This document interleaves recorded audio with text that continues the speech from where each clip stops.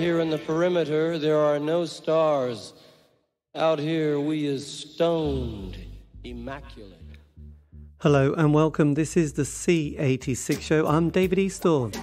As you know, we love a special guest. This week it's going to be the turn of the kind of 60s, 70s progressive rock, psychedelic rock band, The High Tide, or just High Tide. Because I recently spoke to their guitarist Tony Hill to find out more about life, love, poetry and all that other groovy stuff. And yes, High Tide. They had several classic albums in the late 60s and early 70s. And also, Tony Hill went on to quite a prolific solo career and has recently had I think it's a 1990s album, reissued. This is called In Exactness, which has come out on the, let me get this, Blue Matter Records. So if you want to know any more information, Blue Matter Records is the place to go. And yes, they've got some amazing stuff. Anyway, this is Tony, who's goes right back. He was in various other musical combos before High Tide, but he's going to explain more. So after several minutes of casual but interesting chat, we got down to that exciting subject that was, I suppose, backgrounds. And where did Tony come from, indeed? Tony, tell us everything and tell us now. David, like Sting and like Mark Knopfler, I'm Geordie working class. Yes. So, South Shields on Tyne. No, my father was a shipyard riveter, and my mother was a housewife. And unfortunately, my brother died at 46 in Bahrain with a heart attack. Right. And an earlier brother died at 5 years old. So, a bit of tragedy, you know. Yes, and yes, it was always rather humbling and sort of sad. So as we trucked into the sort of 60s, you mentioned your first band was the Answers, which was kind of... Yeah. So was this kind of a group of your friends that were getting together in the community? Sorry, Dave?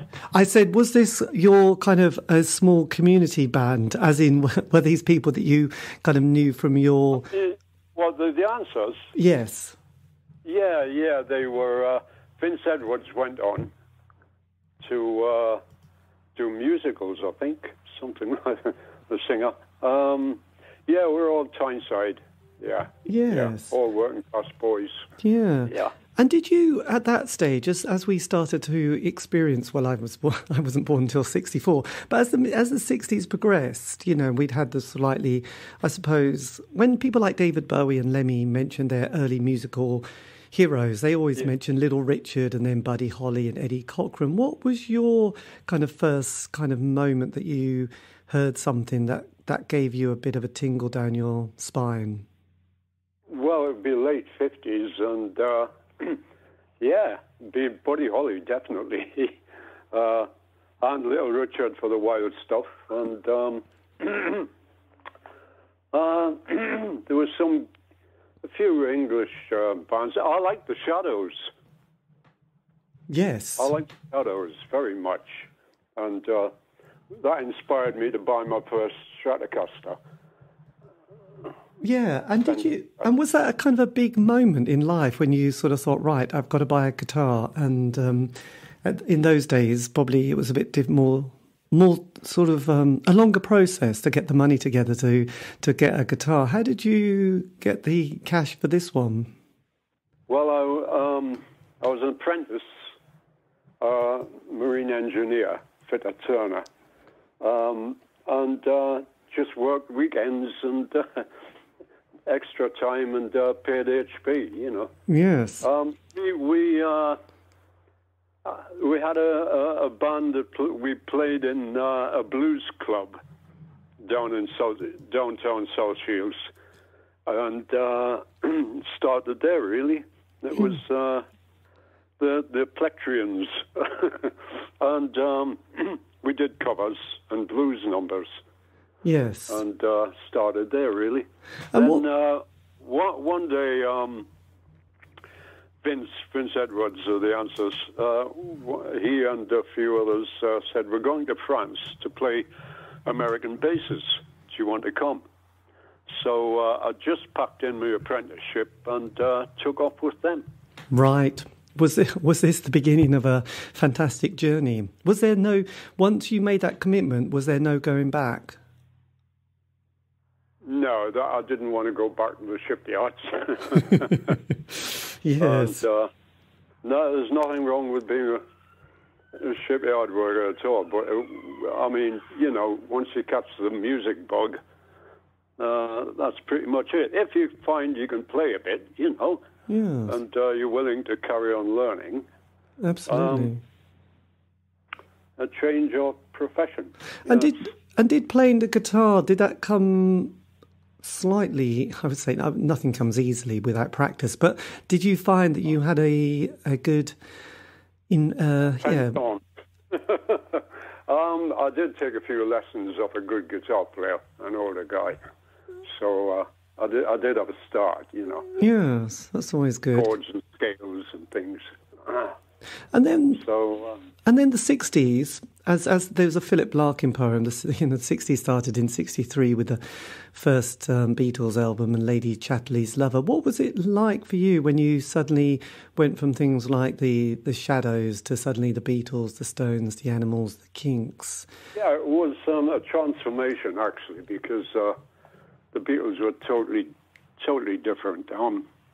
A great, as Ringo said, it was the best front line he'd ever heard. And Yes. definitely. And how did... Yeah, So I was definitely taken with their music. Yeah. right. And I met Phil Phil May of the Pretty Things a few years back when I did a gig with Glenn Campbell again in London, and but then I'm afraid he passed away about 4 or 5 years ago. Yes. But yes. it was only about 6 years ago that I did that. Yeah. And then, So- as the 60s progressed, obviously things changed so rapidly. So by 67, there was kind of the Summer of Love, and, you know, in the UK, you know, there was the 14-hour Technicolor Dream. Oh yeah. And that. Yeah. What did you find you sort of moving through the gears quite quickly for your own kind of musical journey? I mean, I was just wondering what happened after The Answers. Well, I went with The Misunderstood, didn't I? Yes.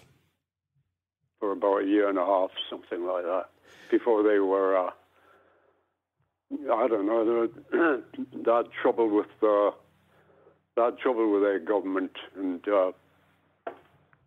conscription. And how did you manage to get the gig for a sort of a slightly psychedelic UK prog, prog band? Let's see. I went back to Seals. I came back in '68. Worked with David Bowie for about a year, 6 months, and met up with Simon House and Pete Pavley, Roger Haddon, and Simon said, "I'll play bass." I said, "Is that it?" He said, "No, I play violin as well." I said, that's different." I said, "Stick to the violin." And we met up with Pete, and he was into bass. I confess, I had quite a bit of LSD, which sort of changes your personality. Yes, absolutely. And we ended up as a bunch of dropouts, really, like anarchists. But we weren't commercial. No. We weren't commercial. No, not at all. I know John Peel, or John Ravenscroft. He was a big champion of the band. How did David Bowie how did you meet and sort of get to see Bowie? I don't know. I think it must have been Tony Visconti. We didn't get paid, It was me, David, and Hermione Gingold, and they used to have this ballet act as well in the middle of the gig, the acoustic guitars, and it was good fun. Yes. But I don't know how he managed to eat, but we didn't get paid or anything. No. We used to do it for fun. So was this with the band that they called Feathers, where they had Hermione... Turquoise. Oh, Turquoise. God. Yeah. So this was before John Hutchinson kind of joined? Yeah, Hutch took over when I left to join High Tide. Right. So you went from sort of quite a psychedelic rock band with The Misunderstood to Turquoise with David and Hermione. Yeah. So I had good education. Yeah. Well, absolutely. I know. And yes, I know it's kind of it's one of those periods where there's so much going on and so many different combos. Yeah. And then Jimi Hendrix came along. Yeah, well, that's slightly that. Well, a bit earlier actually, but I really love Jimi Hendrix. Yes, well, that could really. Did you record anything with David and Hermione? Was anything? No.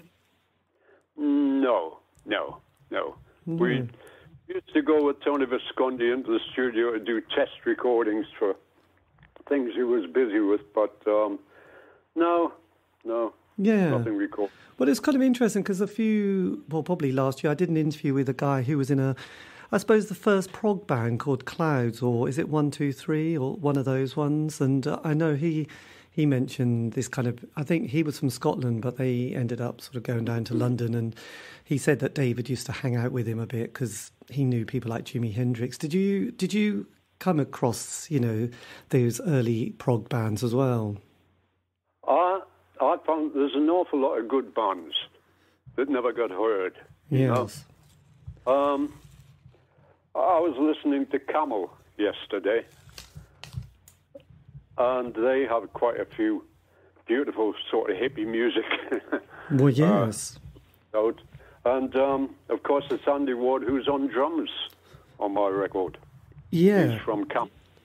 So I'm privileged, Well, absolutely. And did you enjoy that kind of period of just being much more of an acoustic band? And also at this stage, had you relocated down to London at all, or were you still sort of based? Yes. We're in London. Right. In Abbey Road. Nice. Yeah. Yes, that's interesting. So then High Tide appears, it's 1969, so the LSD psychedelic rock period is well underway by then, isn't it, really? We'd had yes the 14-hour Technicolor Dream. Yeah, but we worked hard, did a lot of gigs, and but Roger took ill, and we didn't really want to replace him, Yes. So Pete said what we should have done is take a 2-year rest instead of breaking up, Yeah, absolutely. Well, it's kind of what I've noticed doing these interviews is that most bands and artists have that kind of a 5-year, really solid 5-year narrative. And then by the end of it, most of the members have kind of got very little left in their brain. Well, you become mentally exhausted, You don't know what you're doing or what day of the week it is. Yeah. I did interview one person who said he knew he'd lost it when he'd had a conversation for half an hour and he realised he was in the toilets looking at a mirror and he thought, I've got to stop this. I can't. I'm talking to myself now. So these things happen.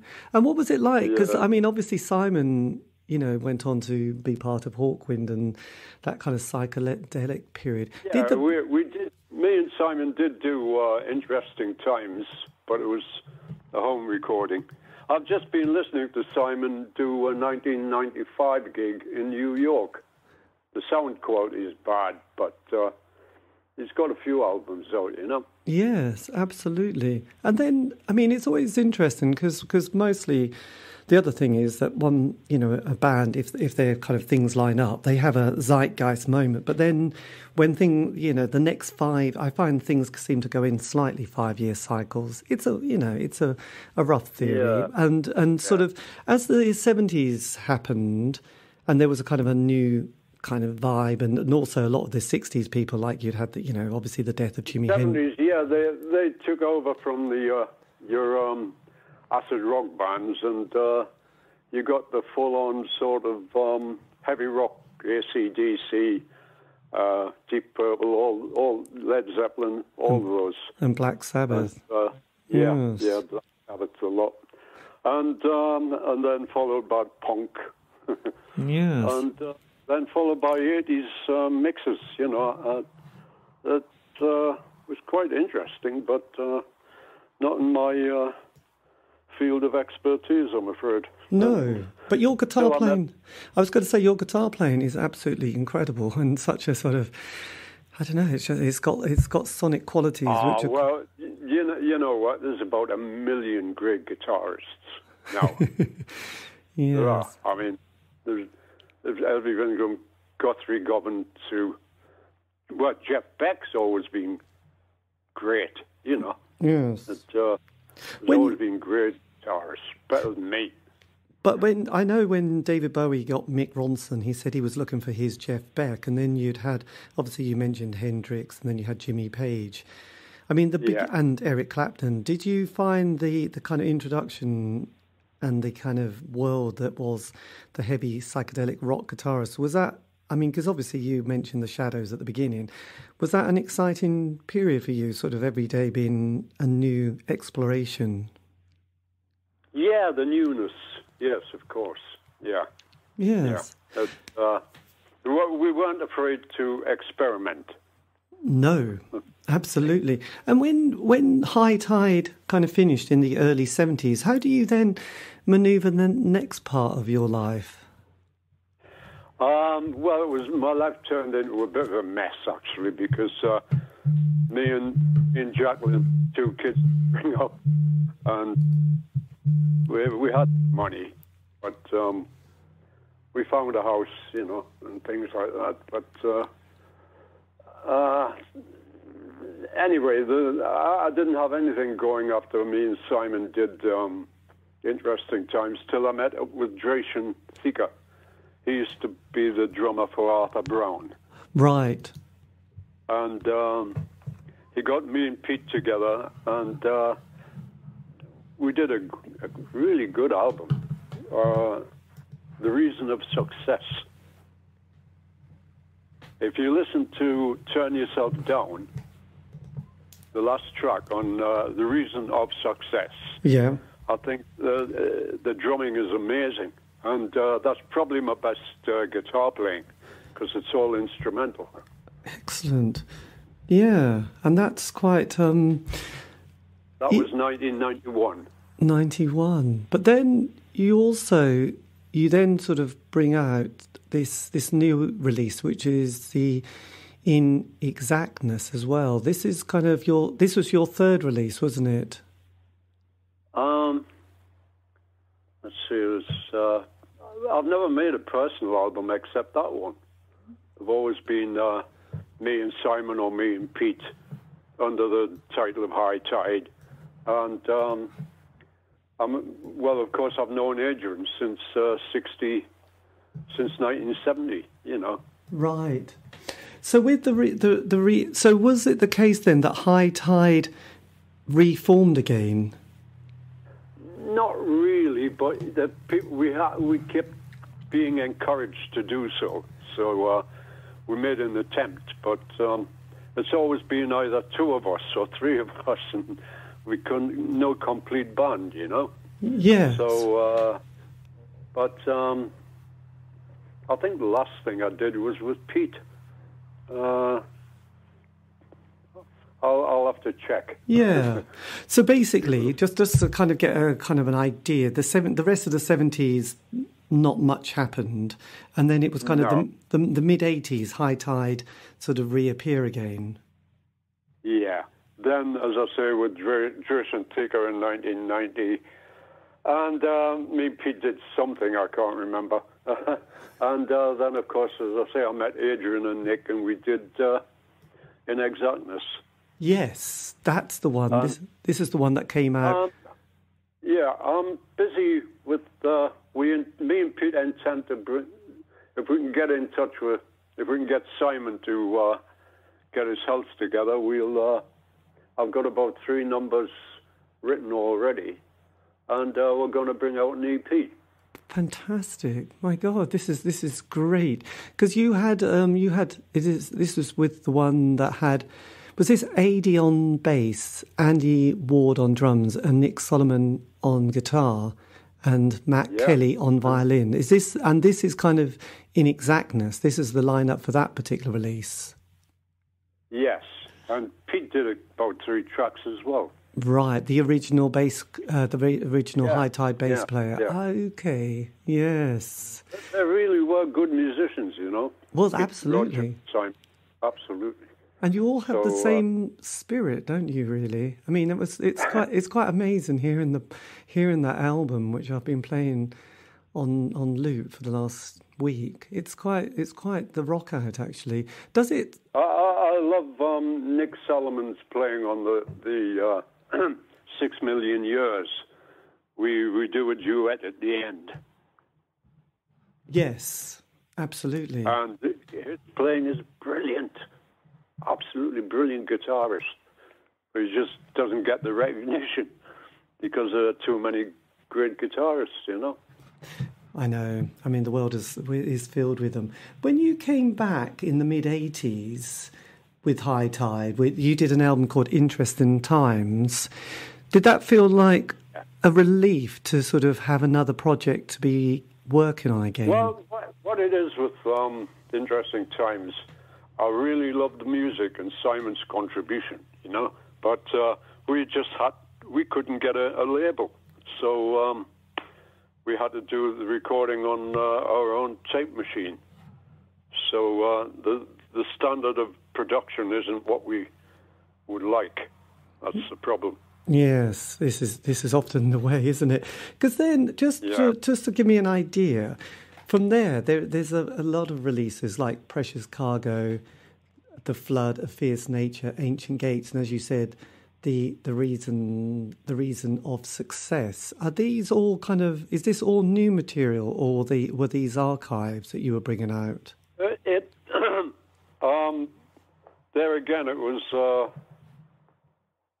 Dracian who set the whole thing up. So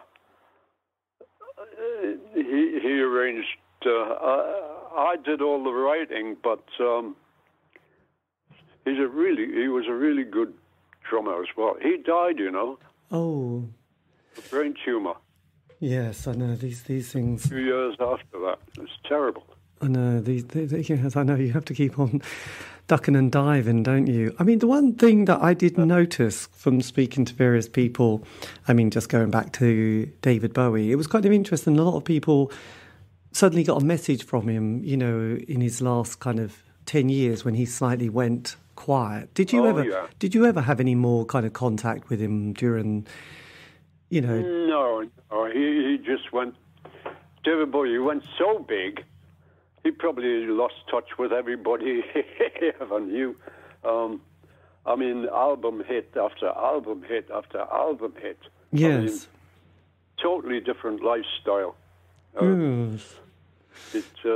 But I suppose, probably... I was going to say, because what was quite interesting, I think when he had that kind of his heart attack, I think it kind of brought him down to earth and made him realise, you know, the fragility of life. And I quite a few people said... Oh, yeah. Yeah, but I mean, let's face it. I mean, I love living, but life is shit. Let's face it. It's a beautiful planet Earth. I love it, but I'm afraid human society isn't all it should be. No, I know. This is one of the... It's always health. It's always health. I know. It's interesting because actually one of my earliest memories was when I was very young, going to some Ruby wedding. We used to always get dragged to these things. And I remember hearing these old people, they were mostly old ladies, saying, as long as you've got your health, that's the only thing that matters. And yeah. And then I, at the age of 4, had asthma. And I was the only kid at school with asthma. And I kind of realised how important it is. So, yes, when you can't get up in the morning. I've got a lovely son and daughter and grandson, and we've all gone vegan. And I actually do the Wim Hof method. Oh, what's that? It keeps my stamina up. It's breathing exercises followed by a cold shower or a cold bath. I've been doing that for 2.5 years now. Wow, what was it called again? Really?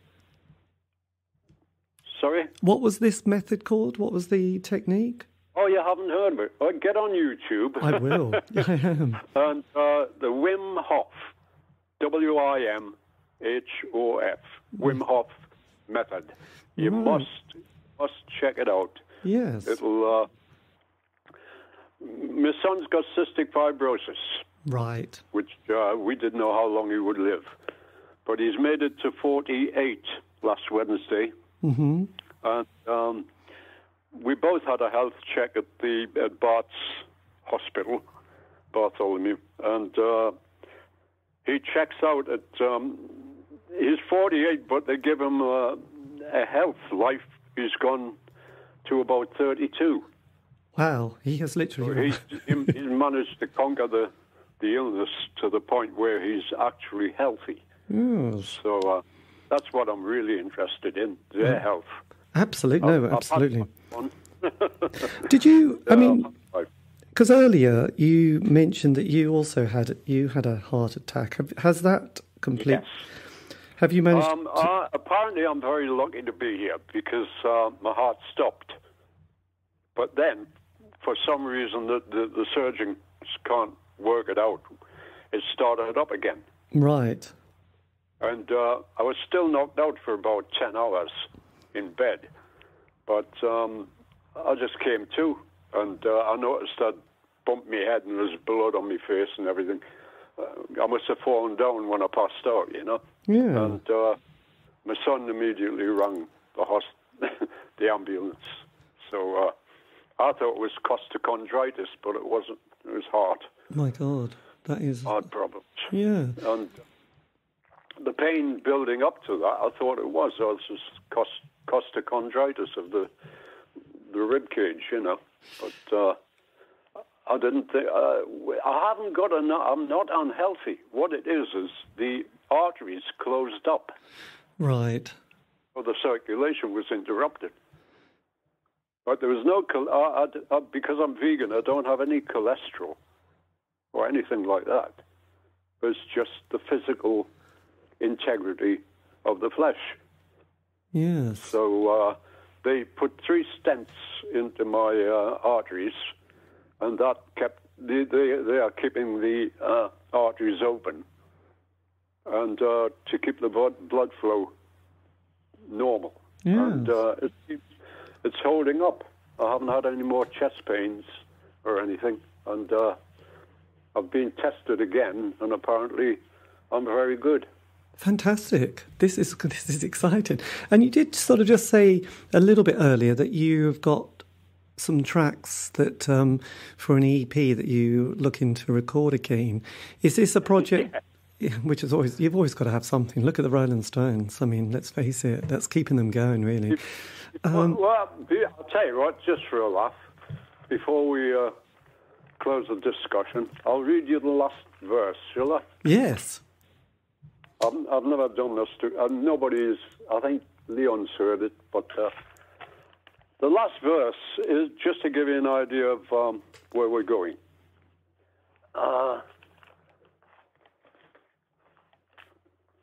You record it if you want. Oh, if yeah, we can make the transition from street life to paradise, this unique contradiction could relieve us of pain, a distinct indication of how we could congregate in a sphere of distraction endowed with remorse. Tell me why, please explain. Why no sunshine, only rain? Tell me why, please explain how some beauty still remains. Wow, that's amazing. And we'll carry on until we're finished. Absolutely. So this is fantastic. Well, so with the, you've got the music, you've got the lyrics. I mean, are you just waiting for a window to sort of book some time with a few other musicians to record this?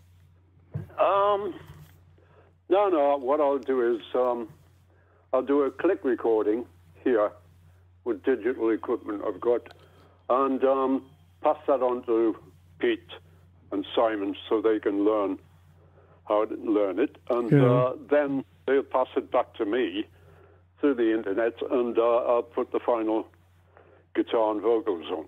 Fantastic. That is amazing. So we don't have to go to a studio. This is going to be amazing. We're broke anyway. I think now people can do a lot at home, so that's handy. That's really handy. It's going to be anyway. David, you've got to go vegan. I've told this to Nick. You must go vegan, and you must do the Wim Hof method every morning. Right. And you live to 110. I'm looking. I'm going to embrace that cold shower. How are your parents, by the way? Well, they're okay. My dad's, in his late 80s, so there's always a little bit of a hiccup somewhere down the line. So he had a bit of gout, which was not good, but they sorted that out.